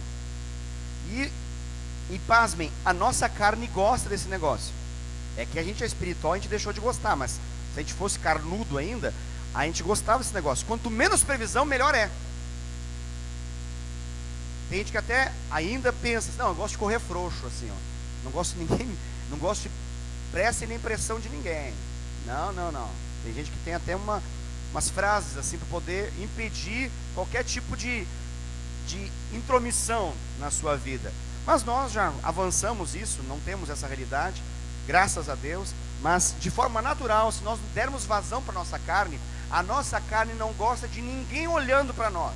A nossa carne não gosta de ninguém olhando as áreas de possível vergonha. Pastor, mas desde quando é assim? Desde que Adão e Eva pecaram. Pastor, tem base bíblica para isso? Tem.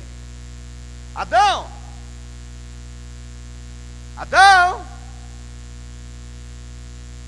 Antes não era fácil o processo? Deus não falava Adão e ele estava, estou aqui, Senhor. Oh, meu filho amado. Não era fácil? Todo dia havia essa relação. A supervisão fluía. Ele falava assim, já deu o nome para os bichos? Não dei ainda. Posso dar? Mas claro, pode dar. Qual que você quer? Olha aquele lá. Aquele lá tem cara de hipopótamo. Legal, gostei desse nome, hipopótamo. Aquele outro lá. Aquela lá, uma iguana. Nossa, que nome diferente. É bonito, pode ser, fica com iguana.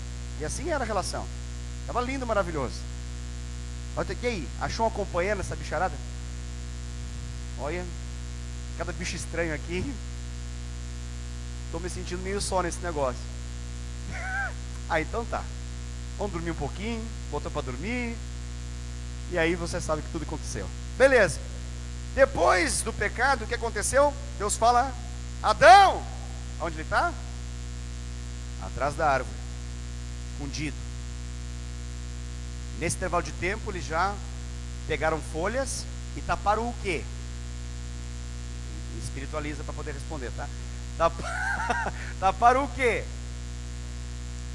Palavras bíblicas, suas vergonhas. Mas antes não era vergonhoso, né? Porque não tinha pecado. Era perfeito, o padrão de perfeição. O pecado entrou, atrofiou, bagunçou. E eles agora sabiam disso.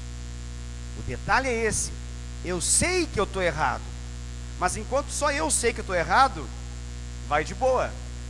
O duro é quando aquilo que eu sei que está errado é conhecido por outro, reprovado por outro, e há um caminho agora a ser trilhado para mudar essa realidade. Isso é uma tortura, a carne odeia esse negócio. Odeia. É por isso que muitas pessoas fogem de qualquer tipo de relação que possa existir esse confronto. Elas não gostam. Pastor, mas não é uma opção da personalidade da pessoa? Não, é carne, irmão. Não é um estilo da pessoa, não é carne.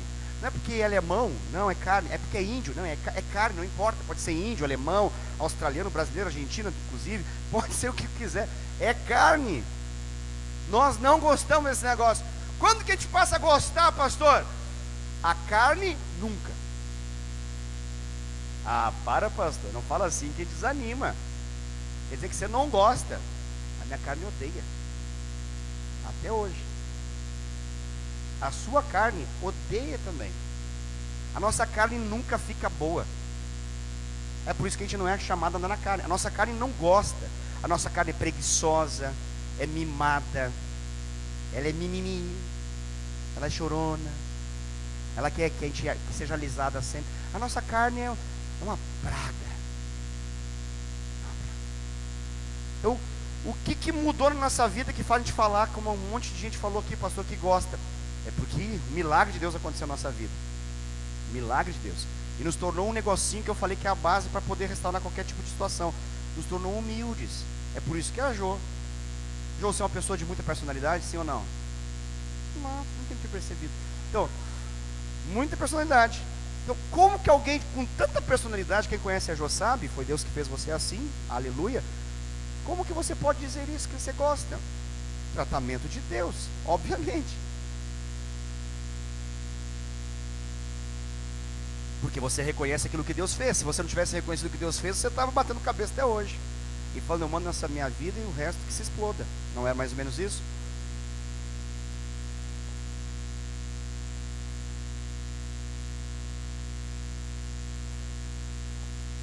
Sempre vai gritar.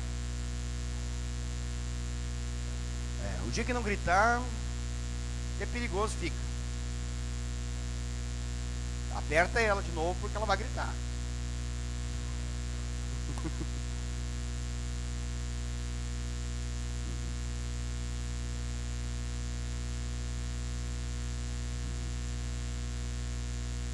Esse é o grande desafio. É isso mesmo. É exatamente isso. Então eu preciso reconhecer o seguinte, querido. Eu estou falando tudo isso para poder dizer assim, eu não posso achar que na terra eu vou chegar num nível que eu de fato deixe de ser pecador, deixe de ter essa tendência natural que aqui está mencionada. Se eu desprezo isso, eu já entrei nisso. É como aquilo que a Bíblia fala assim, ó, aquele que fala que não tem pecado, já pecou. Aquele que fala que não mente, já mentiu. Ou seja, quando eu desprezo, por mais que eu acho que não tenho, eu tenho já. Então quando eu acho que eu não preciso de supervisão, é aí que precisa mesmo. Quando eu acho que agora já está bom o suficiente, agora que está começando a ficar ruim. Então para tudo, antes que seja tarde demais. Por quê? Porque Deus, ele colocou a supervisão na minha vida para ser uma ferramenta para que eu possa alcançar todos aqueles objetivos que vocês já mencionaram, que na verdade se resumem em perfeição, o padrão perfeito de Deus. E eu, dado a minha própria sorte, não conseguirei alcançar isso se não for tratado. E o tratamento de Deus não vem na base de anjo, o tratamento de Deus vem na base de pessoas. E por que Deus faz isso? Porque se vem um anjo, eu falo assim, anjo, você não me entende. Raiva que eu tenho de você, anjo. Sai daqui, anjo. Mas sou de Deus, não quero saber. Você não me entende. Você não é homem para me entender, anjo. Sai daqui. Mas eu vim em nome do Senhor. Não quero saber, sai daqui, anjo. Por que eu falaria assim com o anjo? Porque ele não me entende. Não me entende. Não entende, não tem conta para pagar, não tem mulher para brigar, não tem filho para criar. Sai daqui, anjo. Está entendendo o que eu quero dizer? A obra do Senhor foi uma obra de o divino se transformar em humano. Por quê? Para poder mostrar para nós como que nós podemos viver. Foi uma obra de identificação. E a obra do Senhor sempre é uma obra de identificação.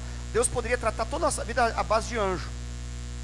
Anjo, anjo, anjo, anjo, anjo, anjo, anjo. Ia ser uma situação muito angelical. Mas eu falo isso porque tem algumas pessoas que ainda pensam que é assim. Acho que tudo se resolve na base do anjo. E na verdade, tudo é por meio dos santos. Não é por meio dos anjos, é por meio dos santos. A escolha de Deus é tratar humanos através de humanos. É por isso que Deus se fez homem. É com a gente o negócio. A escolha de Deus é essa. Os principais temas a ser tratados na nossa vida é através de pessoas. Os principais temas é através de pessoas. Os temas mais desgastantes não são com os anjos, são com as pessoas. Essa é a grande questão, a gente precisa entender isso. Então, sabendo disso, Sabendo que eu sou limitado, falho, e que eu tenho uma tendência grande ao orgulho e me achar a autoridade sobre todos, e não me colocar debaixo de autoridade, e achar que eu estou bom o suficiente na minha autoridade, que eu posso abrir mão de quem está em cima de mim a qualquer momento, isso todos correm risco, eu também. Então eu preciso sempre me policiar, que eu tenho uma tendência natural a relaxar na minha relação. E essa relaxada que eu dou, literalmente vai me fazer um relaxado. Eu vou passar a viver a vida e a obra de Deus relaxadamente. A Bíblia fala, maldito é o homem que faz a obra de Deus relaxadamente. Como que eu posso fazer a obra de Deus relaxadamente? Sem supervisão.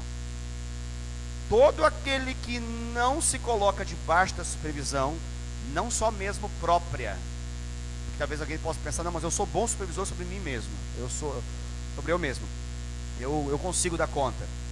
E não é bem assim, querido. Aí vem aquela questão da supervisão, olhar de cima, vem aqui alguém falou lá, a perspectiva diferente. Porque se fosse assim, eu seria o solucionador de todos os meus problemas, não precisava de ninguém, poderia viver numa ilha deserta, mas não é assim.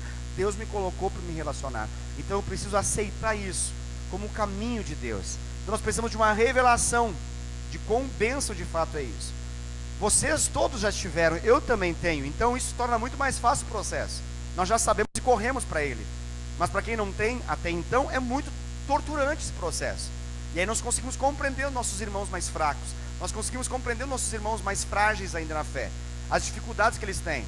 Isso é uma prova da falta de amadurecimento na vida deles, e quão infantis ainda são. Mas temos que ter paciência, como se tem com uma criança, para que ela possa crescer. Nós não podemos pegar a Laurinha e esticá-la agora à força para poder virar um tamanho da Daiane. Nós matamos a Laurinha assim.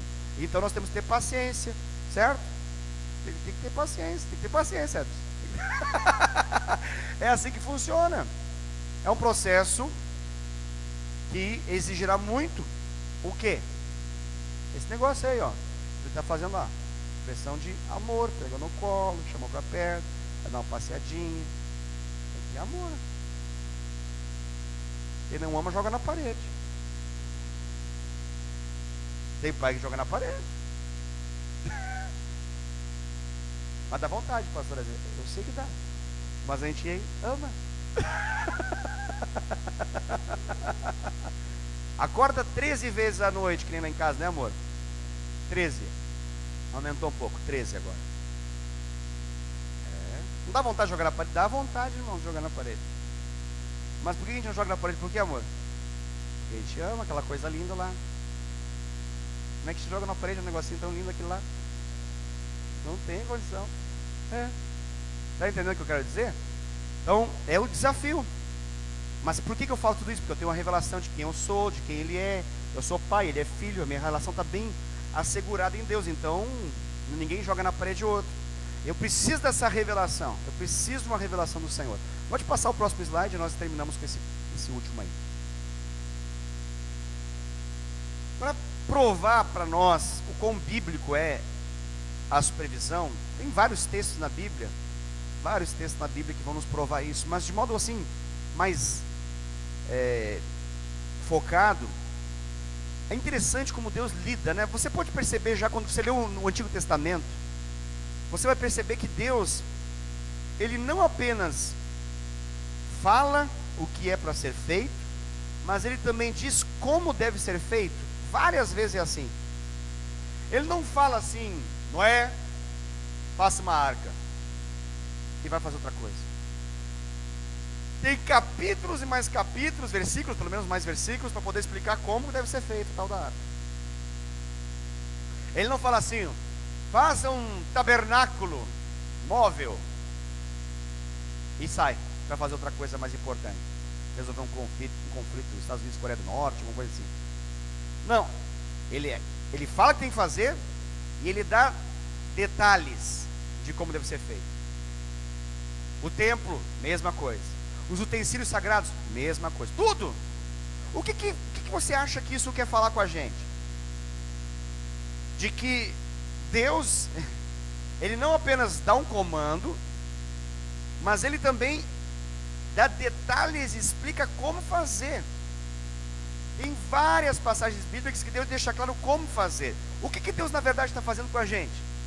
Ele está nos supervisionando. supervisionando. Ele não só está dando a direção, mas ele está explicando como vai ser o processo, o que precisa acontecer nesse processo, com quem lidar, o que fazer, o que pegar, o que não pegar. Deus é assim. Todo o tempo na Bíblia você pode ver isso, no Antigo Testamento, de forma assim bem mais prática, bem literal. Deus é um Deus que dava, olha, vai lá e fala com Bezalel. Bezalel é o cara que vai ser o artífice que vai lidar com o ouro. Que loucura! Deus fala, o cara, esse é o especialista, vai pegar o ouro e vai trabalhar o ouro e vai fazer os objetos do templo. Aí eu quero tantos metros aqui, tantos centímetros, vai ser tantos andares, e vai ser assim. Às vezes até estressa esses detalhismos todos. Com qual finalidade Deus está querendo dizer isso para a gente? Ele está querendo dizer o seguinte: olha, o perfeito dá trabalho, o perfeito precisa ser explicado, precisa ser claro, e precisa ser supervisionado o processo para que seja perfeito. Caso contrário, não vai ficar perfeito. Então eu já quero adiantar para você: supervisão dá trabalho. Dá trabalho. É minucioso o processo. Então nós temos alguns registros aqui. Por exemplo, quando Moisés recebe o comando de Deus para poder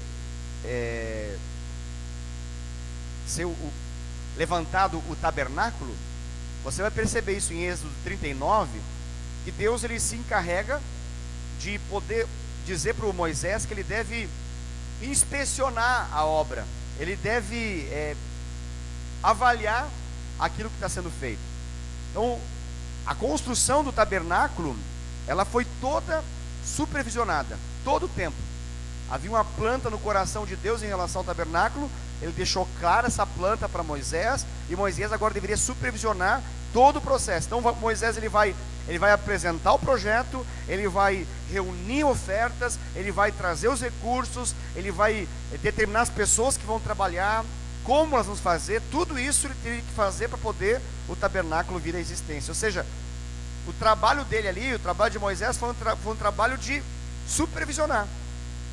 Quem que era o supervisor acima de Moisés nesse caso? Era o próprio Deus. Deus deu uma direção, e aí então ele deveria executar conforme a direção de Deus. O nosso grande problema na vida é justamente não executar conforme a direção de Deus, ou no caso da excelência, não executar conforme a direção recebida. Esse é o grande X da questão. Então, quando eu me acho no direito de fazer uma outra alternativa que não a execução daquilo que foi me dado, eu começo a ter problemas de divisão. Você sabe que o Glauco falou a respeito, a gente falou da palavra supervisão, ele falou, o prefixo super, né? E a palavra divisão, qual que é o prefixo da palavra divisão? Sabe, Glauco? Divisão. Esse di, o que significa di? Isso mesmo, 2. Então, o que é divisão? 2 visões. É isso. Então, divisão não é soco, pontapé, muay thai. Não, divisão é... O que é divisão? 2 visões. Líder uma visão, liderado outra visão. Marido uma visão, esposa outra visão. O que nós temos? Divisão. E o que resulta? Separação. Alguém falou lá atrás, isso mesmo. Porque a divisão entrou. E se não for tratado, uma casa dividida não persistirá. Racha, quebra. Vamos a mais um exemplo. Josias aqui. Isso está na página 75, se você quiser acompanhar. Nós já estamos terminando, queridos. Então, Josias aqui, nesse momento de 2 Reis, capítulo 22, era quem estava liderando Israel. E ele foi o que recebeu uma incumbência de reformar o templo. Então, nessa ocasião aqui já tinha templo, e ele deveria reformar o templo. Olha como é que Deus vai falar com ele. Deus vai falar assim, ó, no 18º ano do seu reinado, o rei Josias enviou o secretário Safã, filho de Azalias e neto de Mesulão, bons nomes para filhos, né? Ao templo do Senhor, dizendo: vá ao sumo sacerdote Ilquias e mande-o ajuntar a prata que foi trazida ao templo do Senhor, que os guardas das portas recolheram do povo. Eles deverão entregar a prata aos homens nomeados para supervisionar a reforma do templo, para poderem pagar os trabalhadores que fazem os reparos no templo do Senhor, os carpinteiros, os construtores e pedreiros. Além disso, comprarão madeira e pedras lavradas para os reparos do templo, mas eles não precisarão prestar contas da prata que lhes foi confiada, pois estão agindo com honestidade. Uau! Então tem todo aqui um registro de nomear supervisores para desempenhar esse serviço de reforma do templo. Mas isso tudo com uma certa, clara aqui, exatidão. Então, eles deveriam comprar os materiais, deveriam estabelecer os trabalhadores, repassar o valor para eles e confiar neles, porque segundo a avaliação que com certeza já foi feita antes, houve uma garantia de que eles eram honestos. Para garantir que alguém é honesto, você bota alguma coisa que pode fazer ele não ser honesto na mão dele, você vai descobrir se é ou não é. Então, eles já foram provados antes. E ali fala assim, ó, eles estão agindo com honestidade, então confia neles, pode deixar tocar essa obra. Mas tudo isso aqui nos mostra como que era lidado para as coisas de Deus de modo tão sério a questão da supervisão. Todos os processos do Senhor eram supervisionados. Vamos terminar aqui, que o tempo acabou e nós prosseguimos essa ministração daqui a 2 semanas. Tá bom? Dia 17. Obrigado. Glória a Deus. Uma pergunta. Tudo em ordem por aí? Ruídos? Está saindo ruído? É? Será que é por causa do projetor? Temos que ver se é o projetor. O projetor não é para dar ruído nesse sentido. Vamos ver o que está captando isso aí. Depois a gente testa aí. Glória a Deus. Vamos ficar de pé, queridos. Nós terminarmos a nossa ministração, nossa aula aqui da escola ministerial de hoje. Glória a Deus. Aleluia. Bênção de Deus. Foi bom, né? Deus foi bom com a gente. Conseguimos avançar bastante nesse tema. Espero muito que o Senhor venha a tratar cada vez mais profundamente esse tema nossa vida. Em nome de Jesus. Vamos orar então. Papai, muito obrigado, Pai. Muito obrigado por essa noite tão especial. Eu te agradeço pelos meus amados irmãos e irmãs que estão aqui. E juntos, Pai, nós nos sentimos privilegiados de poder estar aqui, sendo ministrados pelo Teu Espírito Santo. Nós estamos compreendendo cada vez melhor a Tua vontade. E nós sabemos que essa é uma obra do Senhor em nossa vida. Nós não temos a capacidade de nos santificar, mas é o Senhor que nos santifica através da Tua palavra. Quanto mais nós conhecemos a verdade, mais libertos nós somos, mais curados nós somos, e melhores para o Senhor nós somos. E nós queremos, em nome de Jesus, ofertar mais uma vez nossa vida ao Senhor. E queremos dizer que nós desejamos ser colocados nessas posições de cuidar de vidas, de cuidar de projetos, de cuidar de pessoas, Pai. Nós entendemos isso como um grande privilégio que o Senhor está ministrando ao nosso coração. E o Teu propósito ao nos ministrar isso é que o Senhor quer nos fazer supervisores de muitos, o Senhor quer nos fazer líderes de muitos, Pai. Então nós falamos para o Senhor nessa noite, nós aceitamos esse desafio, nós aceitamos esse chamado do Senhor, que muitas e muitas vidas possam ser conduzidas a viver aquilo que nós estamos vivendo através da nossa liderança, Pai, no nome de Jesus. Nos ensine, nos ministre cada vez mais, cure tudo que precisa ser curado em nosso coração, para que a gente possa desempenhar esse papel e essa função da melhor maneira possível, pautado pela perfeição do Senhor, pela excelência do Senhor, em nome de Jesus. Pai, eu peço que o Senhor abençoe as nossas células que vão acontecer amanhã. Pai, nós estamos muito felizes. Nesse exato momento nós temos 22 células, Pai, operando na cidade. Glórias a Deus, glórias ao Senhor. Nós somos imensamente gratos ao Senhor por cada célula, Pai. Estamos crescendo e ficamos felizes demais com isso. Nós pedimos graça do Senhor, que o Senhor possa ministrar o coração de cada pessoa em nossas células. Seja um tempo poderoso amanhã e sábado, Pai, no nome de Jesus. Abençoe os nossos discipulados também. E trate tudo que precisa ser tratado nas nossas relações interpessoais, Pai. que o teu nome seja glorificado e que muitas e muitas vidas sejam impactadas e influenciadas através daquilo que o Senhor está fazendo conosco. Em nome de Jesus, amém.